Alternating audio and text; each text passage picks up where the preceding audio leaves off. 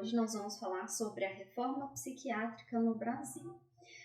Nas aulas anteriores nós falamos sobre conceitos de normalidade, a definição de psicopatologia, e aí é importante a gente entender a aplicação prática disso, ou seja, na medida em que a gente aprender ao longo desse semestre a fazer o exame do estado mental, a fazer observação, a fazer entrevista, tudo isso com vistas a obter um diagnóstico do indivíduo. O passo seguinte é verificar o que fazer, que tipo de proposta, que tipo de ajuda a gente vai fornecer a esse indivíduo. Então, a gente precisa entender como que estamos, em que momento estamos em relação ao atendimento à pessoa com transtorno mental no Brasil.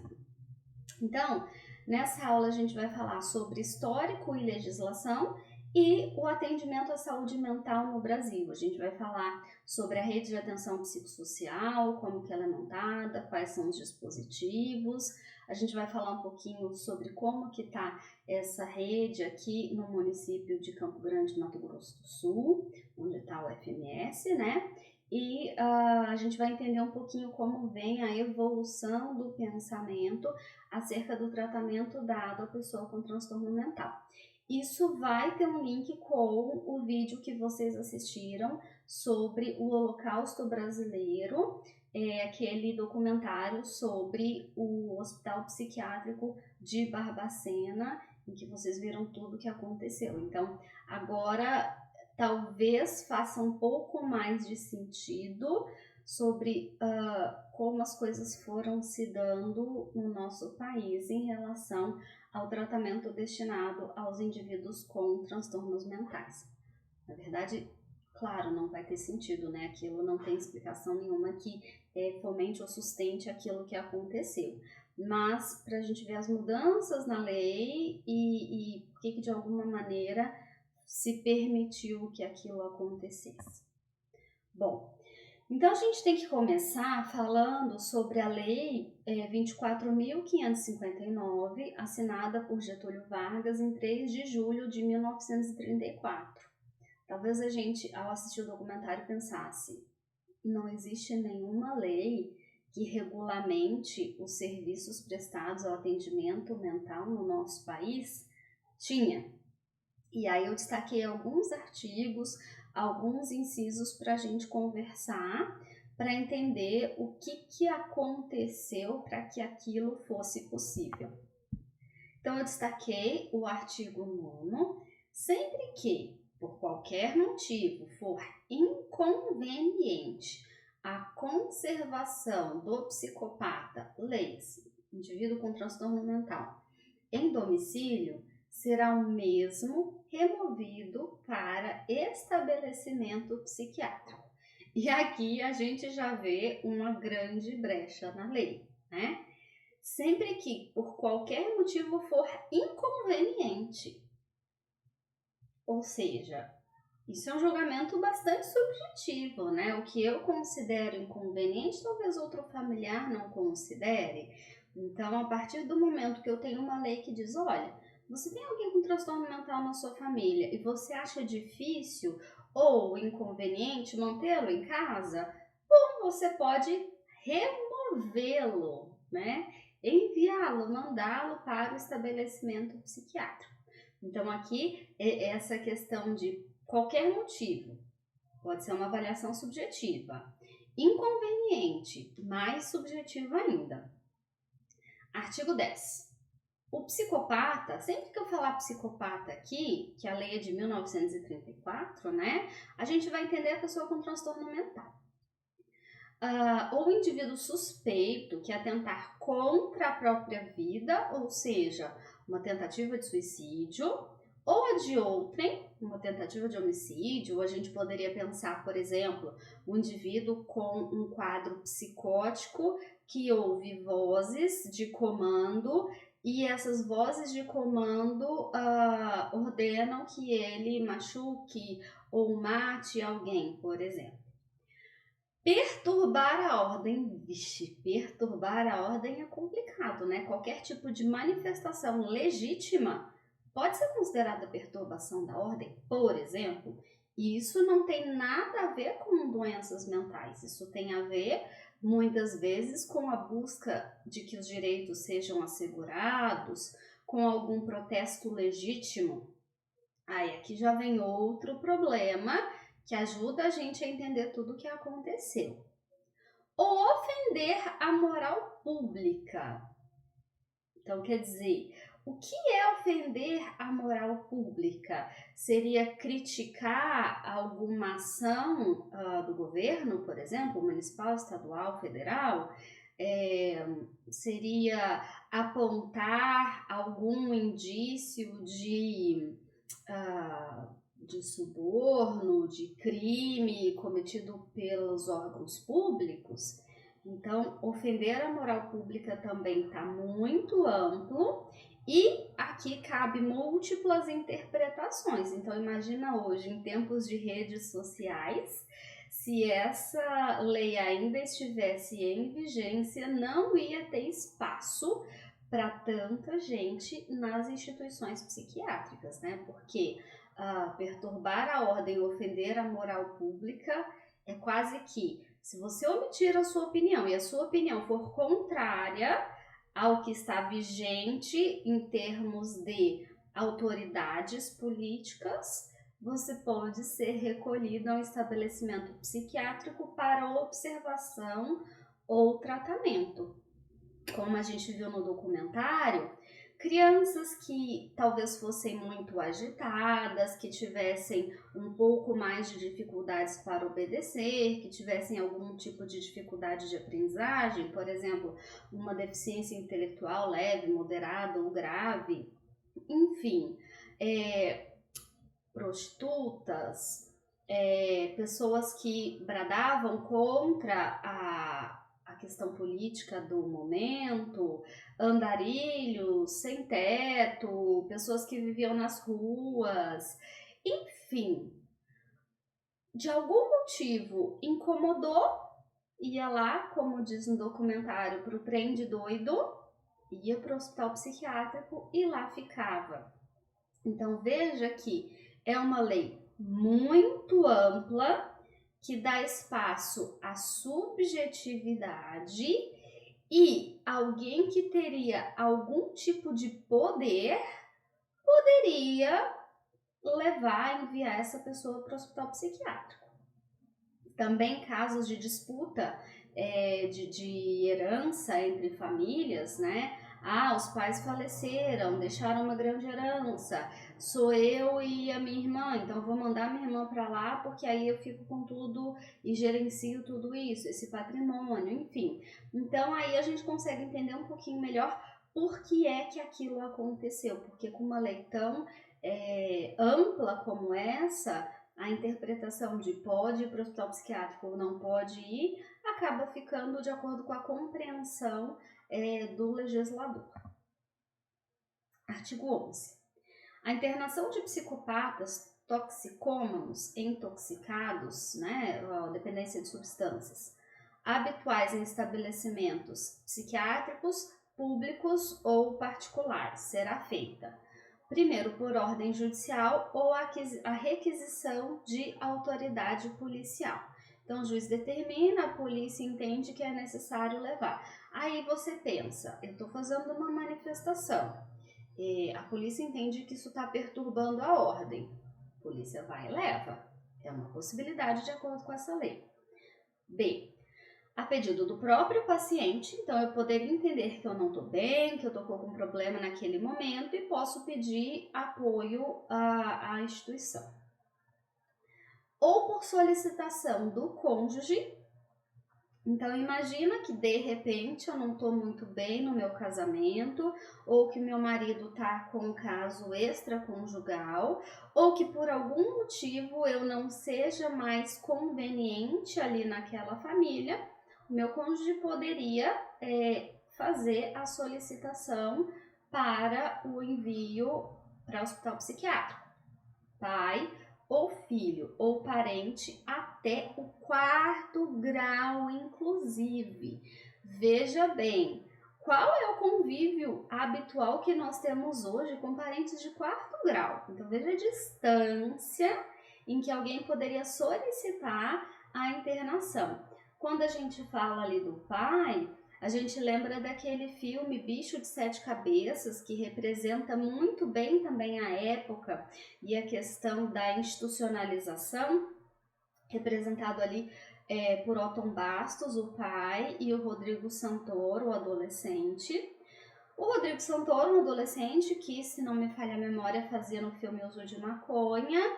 Esse pai com regras muito rígidas do que, como deveria ser a postura, o comportamento do filho, acaba internando o filho num hospital psiquiátrico e aí ele fazendo uso de medicações ofertadas ali naquele hospital psiquiátrico e o quanto que ele decai, o quanto de problemas que geram nele a partir dessa hospitalização. E na sua falta, na falta dessas pessoas que a gente falou, pelo curador, tutor, diretor de hospital civil ou militar, diretor ou presidente de qualquer sociedade de assistência social, leiga ou religiosa, chefe do dispensário psiquiátrico ou ainda por algum interessado, declarando a natureza das suas relações com o doente e as razões determinantes da sua solicitação. E aí eu fico pensando, como será que era viver nessa época? Quer dizer, se você incomodasse de alguma forma, por algum motivo, se alguém tivesse algum tipo de interesse que fosse conveniente que o indivíduo fosse para um hospital psiquiátrico, olha quantas pessoas do convívio, ou até com pouco ou nenhum convívio, podendo requerer essa internação psiquiátrica. A internação no manicômio judiciário far-se-á por ordem do juiz. Os pacientes cuja internação for requisitada pela autoridade policial sem atestação médica serão sujeitos a exame na admissão do serviço de profilaxia mental, que expedirá então a respectiva guia. Ou seja, o policial entende que eu preciso ir para o hospital psiquiátrico, ele me leva até lá. Então, o médico que tivesse ali de plantão faria a avaliação para dizer sim, a Aline realmente precisa ficar internada ou não, a Aline realmente não precisa de internação. Como vocês viram no documentário Holocausto Brasileiro, muitos familiares, até policiais, muitas pessoas fizeram a requisição da internação dos pacientes e o hospital admitiu. E de pessoas que não tinham nenhum tipo de transtorno mental, de pessoas cuja internação não era justificada. Então aí a gente vê a falha de pelo menos 2 pessoas, a que fez a requisição da internação e a admissão do hospital psiquiátrico, que decidiu por internar um indivíduo que não teria motivos ou razões para a internação. E aí entra essa disciplina, porque assim, a gente vai ver depois como que está a legislação atual e segue-se sendo necessária a avaliação para a internação. E a gente vai ver que tem prazo, tem critérios, enfim, mas o ponto que eu quero dizer é que essa disciplina Psicopatologia Geral 1, ela nos ajuda a fazer uma avaliação do indivíduo com alguns parâmetros previamente estabelecidos para que nós tenhamos condições de tomar decisões em relação àquele indivíduo e ao tratamento que seria mais adequado para ele naquele momento, incluindo ou não a possibilidade de internação. Então, tirar essa subjetividade é importante na medida em que o profissional A, B, C ou D tenham parâmetros semelhantes para tomar as decisões em relação ao curso do tratamento do indivíduo. Agora, se eu deixo tão amplo como a gente vê nessa lei, Qual é o critério usado pelo profissional que trabalha na admissão do hospital? Artigo 12.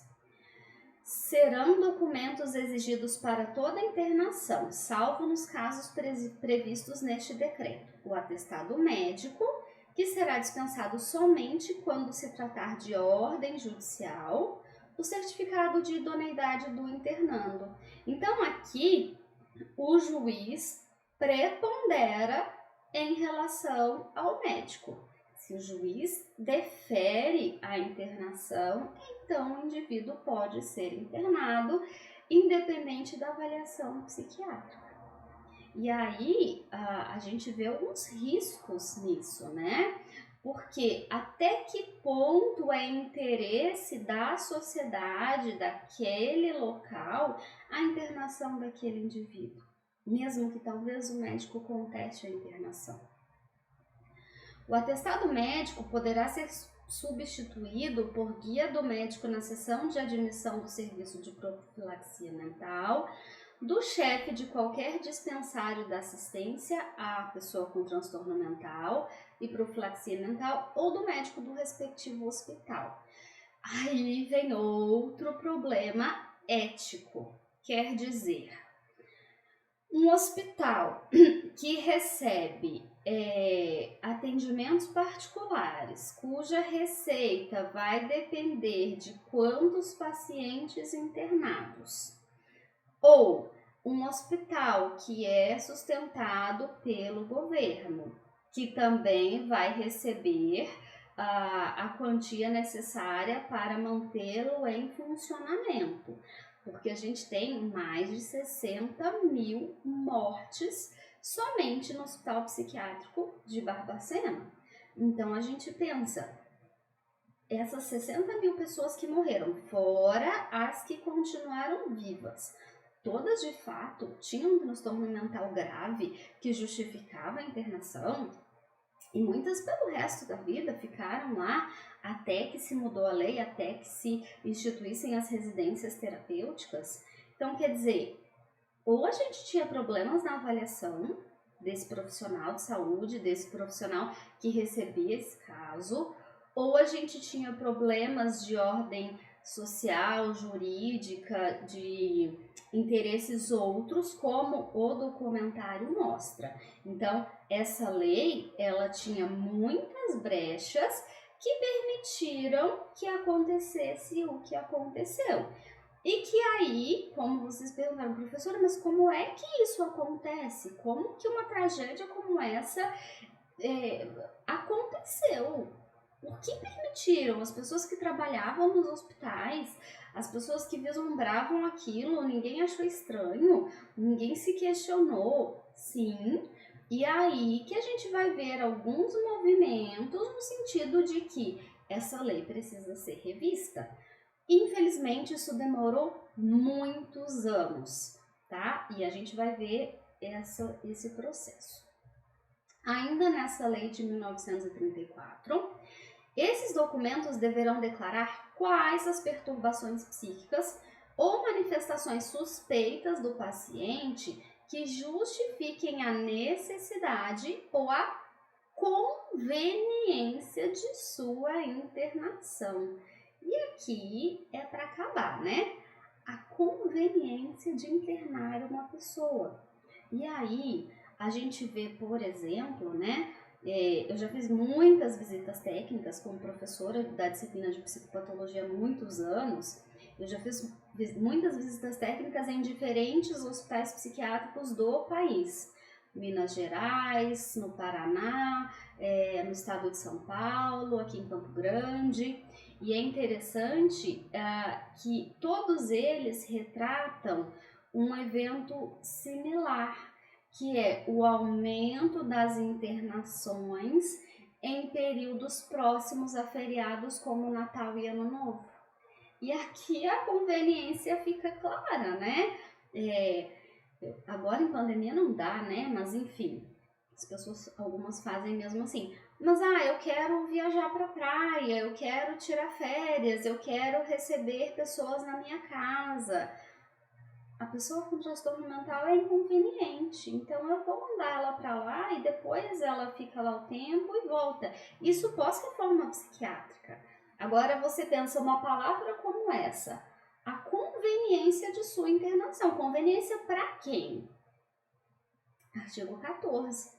Nos casos urgentes em que se tornar necessário em benefício do paciente, aqui tá bom, em benefício do paciente, ou como medida de segurança pública. Aqui a gente já abre aquela brecha de novo, né? Poderá ele ser recolhido sem demora a estabelecimento psiquiátrico mediante simples atestação médica, em que se declare quais os distúrbios mentais justificativos da internação psiquiátrica. Bom, então a gente vê essa lei assinada em 1934 por Getúlio Vargas, alguns trechos, na verdade a gente não discutiu toda ela, mas quem tiver interesse ela está prontamente acessível na internet na íntegra. Essas brechas, essas palavras dúbias que deixam margem para uma internação involuntária, a critério de pessoas como pai, filho, cônjuge, parentes mais distantes, que poderiam ter motivos secundários, escusos, que não a doença mental, um transtorno mental, que então poderia levar a essa hospitalização. E na lei não fala de prazo, não fala de por quanto tempo essa pessoa pode ou não pode ficar internada. E o que a gente viu é que as pessoas morriam nesses hospitais, a gente viu que elas poderiam viver o resto da vida ali, que muitos, a própria família perdia o contato. Então, era conveniente para as famílias segregar aquela pessoa com transtorno mental, ou muitas até sem um transtorno mental, que por algum motivo eram não quistas naquele ambiente. Mas aí vem uma insatisfação crescente de alguns profissionais da área, e então a gente tem como alguns marcos da reforma psiquiátrica no Brasil, esses que eu vou destacar agora. Como, por exemplo, o 3º Congresso Mineiro de Psiquiatria, então vamos pensar que o Hospital de Barbacena, né, lá em Minas Gerais, então Minas bem atuante nessa questão da reforma psiquiátrica, trouxe à tona denúncias de violências nas instituições manicomiais do Estado. Portanto, veja, né, o que vocês me perguntaram na nossa última aula. Aline, as pessoas viam aquilo e não faziam nada, elas não achavam estranho, elas não achavam bizarro, elas de fato acreditavam que aquilo era um tratamento, que aquilo poderia fazer uma pessoa ter uma condição de vida melhor, algumas sim. E aí nessas conferências, nesses congressos, nesses momentos, essas pessoas traziam essas dúvidas, essas insatisfações. Além disso, nesse congresso veio então Franco Basaglia, que foi o autor, né, um protagonista da reforma psiquiátrica da Itália, Foucault e Castel. Então, vindo esse referencial internacional para se discutir os rumos do transtorno mental no nosso país. Em 1987, a maioria de vocês não tinha nascido ainda, foi realizada a primeira Conferência Nacional, em âmbito nacional de saúde mental, que discutiu novas políticas assistenciais e a necessidade de uma nova legislação psiquiátrica no Brasil.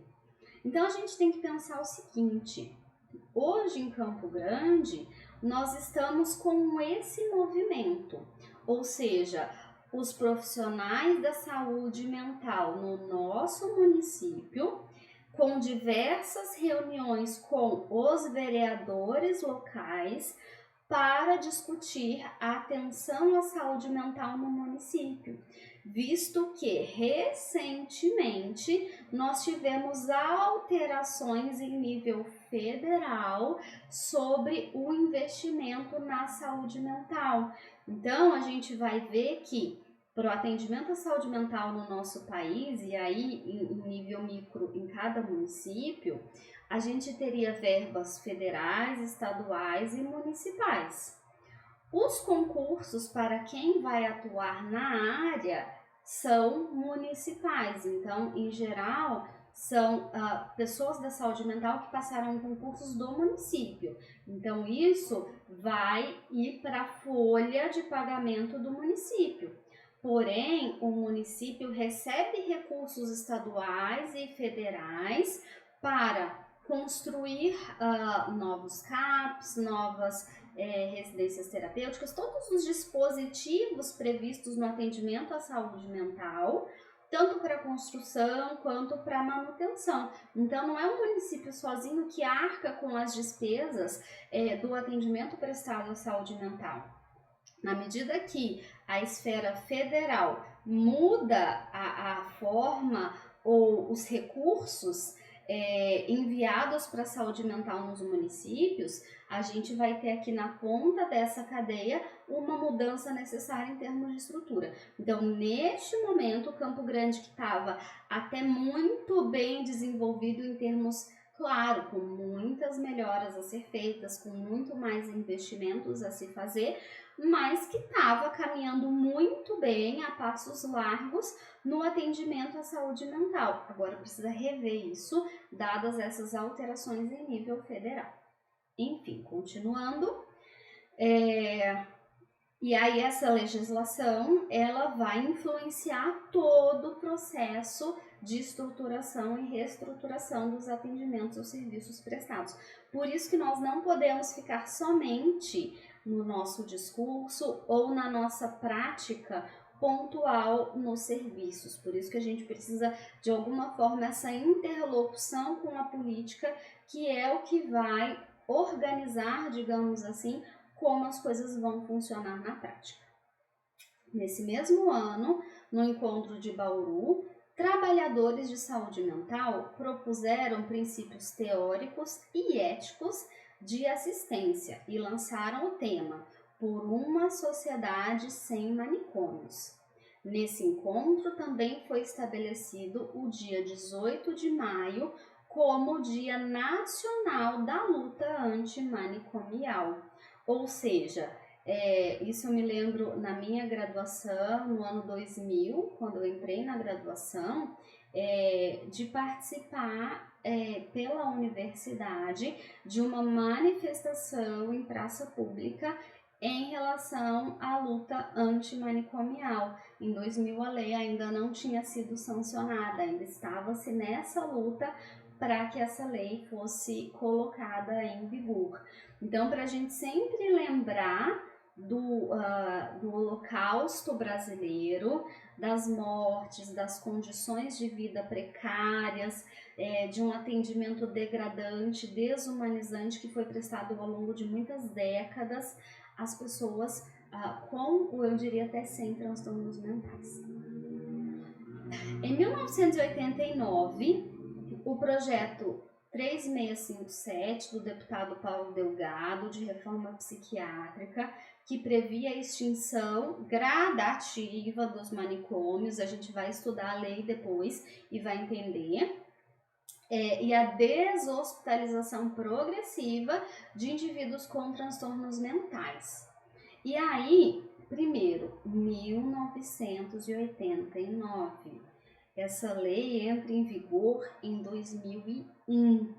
Veja, as discussões começam lá em 79, vão sendo conduzidas ali por quase uma década, e aí a lei ela toma forma em 89 e ela vai ser sancionada em 2001. E ela teve muitas e muitas mudanças ao longo deste trajeto. Antes mesmo que a proposta de lei federal fosse aprovada, vários estados brasileiros se inspiraram nos princípios do projeto e realizaram as suas próprias reformas, o que é muito positivo, ou seja, esse atendimento mais humanizado, essa visão em relação aos transtornos mentais, já sendo colocada em prática antes que a lei fosse colocada aí em vigor, o que é positivo na medida em que não se precisa esperar a lei para que a gente possa dar um atendimento de qualidade. Então percebam que foi um longo trajeto até que as coisas começassem, engatinhassem nessa melhora. E aí, dentro desse processo, a gente precisou do trabalho, por exemplo, de assistentes sociais. Por quê?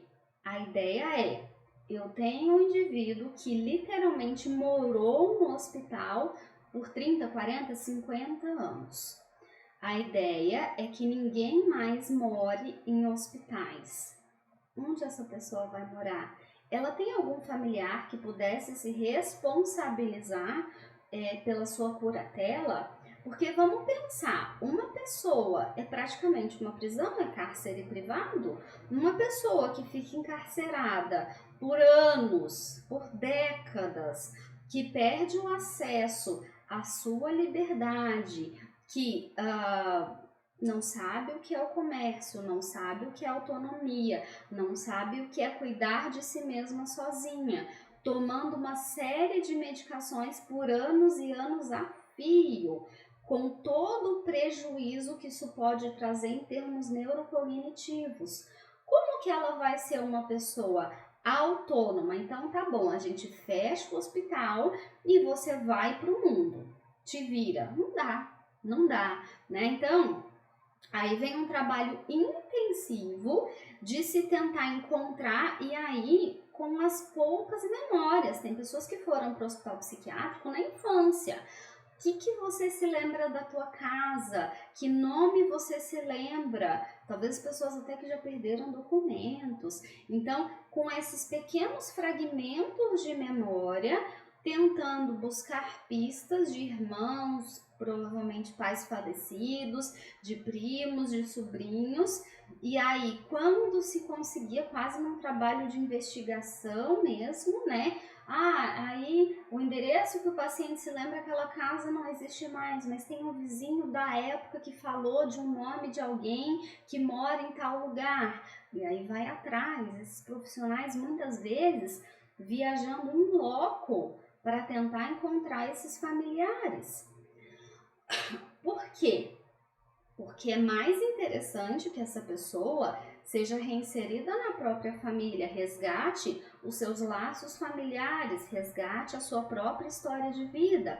E aí também tem uma outra despesa, né? Porque essas pessoas receberiam um salário mínimo para a sua subsistência, pagos pelo governo. E se ela vai para uma residência terapêutica, que é outra possibilidade, eu tenho todo o gasto que compõe a residência terapêutica. Então, também por esse lado, retornar à família seria interessante, né, para os cofres públicos, digamos assim. Também a questão dos laços familiares.